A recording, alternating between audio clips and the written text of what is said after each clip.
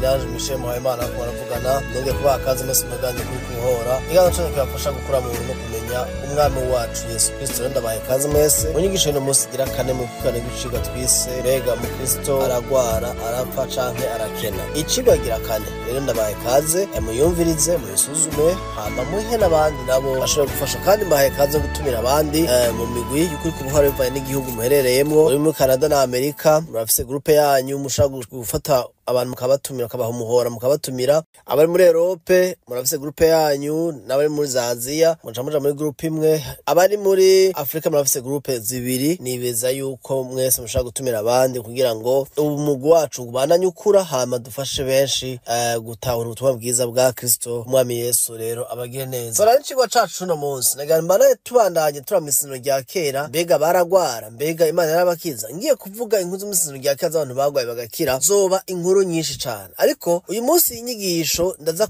kwicagagura turabe ugiye gusoma ibice byinshi nabivuze ko byerekeye abanyamibembe ugiye kuraba nk'umuntu agwaye imibembe umunyamibembe abaherezi bateza kuja kumusuzuma hanyuma akamuvuga yuko ahumanye cyangwa adahumanye iyo basuzumye aravye ingwara hama akamubwira ateza gukora amaze gukira agacagenda kihumanura koga agafata dushe agatafata impuzu zose yari yambaye agazita hama bakamubwira iminsi amara yiyugaranye ahejeje agashasubira mu bantu rero ivyo biratweka yuko bagwara kandi Imana yabakiza ico into abaducibagira yuko abaherezi bagerageza kumuraba Imana yari izi ko abantu bagwara imisino rya kera ugiye mu gitabo c'ingoma ya kabiri chronique ingoma ya kabiri igice c'indwi n'umurongo upopirere mu bantu b'amashenga avango abantu bitiga izina ryanje niyo bica bugufi bagasenga aberekeje inyonga zanje hama bakahindukira bakava mu byaha byabo nzobumva ndi mwijuru kandi nzokiza igihugu cabo uyu murongo bakunda kukoresha bavuga ku byerekeye gukira ingwara uyu murongo ntiba bariko bavuga ibyerekeye gukira ingwara bariko bavuga ibyerekeye Israeli igihugu ca Israeli yuko Imana izogikiza niyo basenga bari muri no ngoro ijya ngo hema gibonaniro Salomo yari yubatse ijya temple ijya ngoro Salomo yari yubatse niho bariko bavuga mu Burundi niho bariko bavuga muri Amerika mu Rwanda muri China na he oya bariko bavuga Imana kiganiriza abanyisraeli Salomo nabo bari kuba abanyisraeli kubera ingoro bahejeje kubaka Imana yababwira ati nimwasenga muri no ngoro mukaraba mu nyonga zanje mukihana mukava mu byaha byanyu umva ko konditse ko ari kwihana no gusenga bakava mu nzira mbi zo gusenga ibigwamana Imana izobumva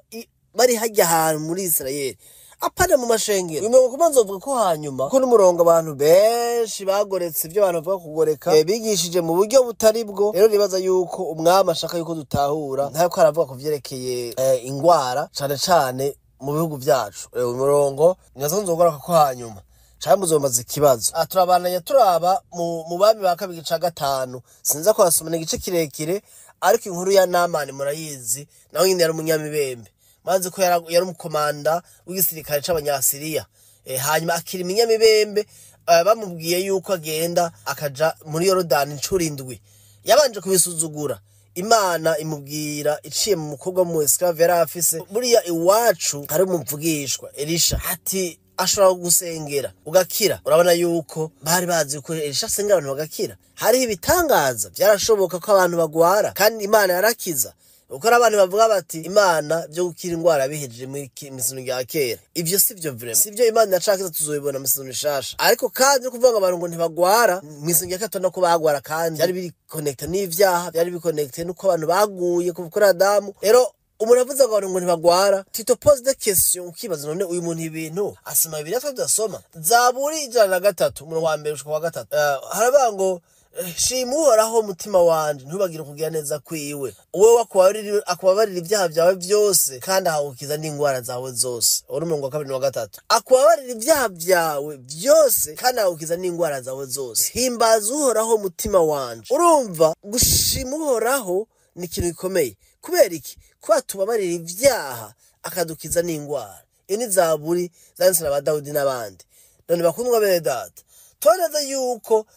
Dawidi ashaka atabareza yuko byukuri gukira ingwara ukira ibyaha bihagaze imisizano bafitaniye n'uhoraho n'Imana muri make ni gitutu cy'isezerano rishasha aho Imana idukiza. Mbega bisiga yuko abantu bose mu isezerano rya kera bavuye mu byaha baca bakira ingwara reka namba, ariko nibikorwa Imana ikora, ni Imana ikora. Rero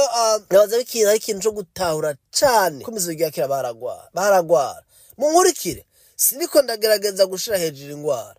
ariko ndiko ndagerageza gutanga umuco mpereye mu isezerano rya kera kugira tubone abantu bigisha yuko abantu bakristo badashaka kugwara. Turavye fondation yavyo, umuntu yashambwiye ati gene isezerano rya kera,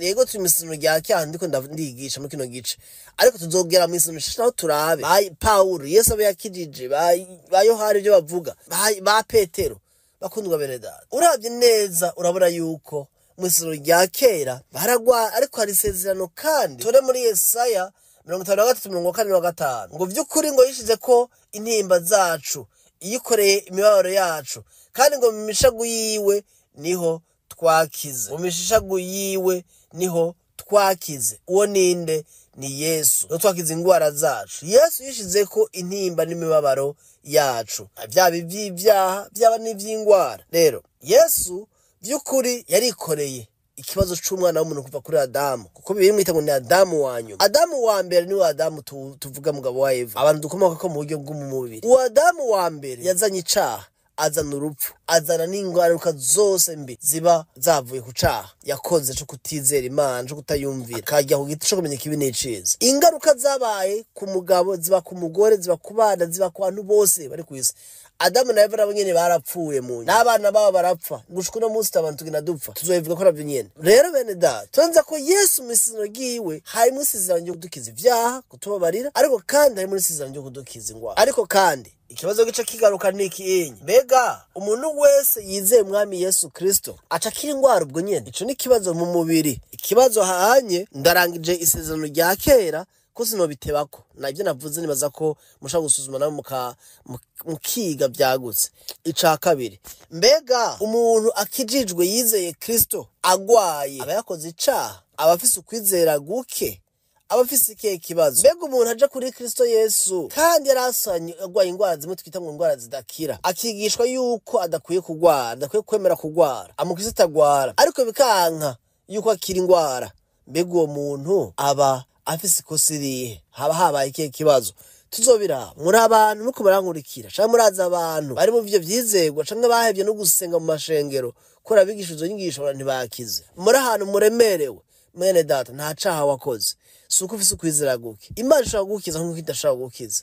Muhava mumbwira muti ivyo kuravuga no kubwira abantu kwemera ingwara, sivyo ndiko ndavuga. Ariko kandi na Yesu yari kwisinyakirije abantu bose bahuye. Reka namwe tugiye kwemera amaherita mwamwe tukayavuga tutarinze guca iruhande tubesha abantu. Imwama gukirije mushime, atagukirije mushime, Imana tuyishime ko ibyo dukora tuyishima kubera iciro. Igucumvise urahinduka. Umuvyeyi wawe n'umukunda kubera ibyo yaguhaye canke ataguhaye, umukunda ko ari umuvyeyi wawe. Ivyo kumbure ndi umuvyeyi ndabizi, ndi umwana nande ku bavyeyi bantu nabo batakiriho. So Umwami Yesu abagire neza, abigishe, abatahuze, amurikire mu izina rya Yesu. Amen.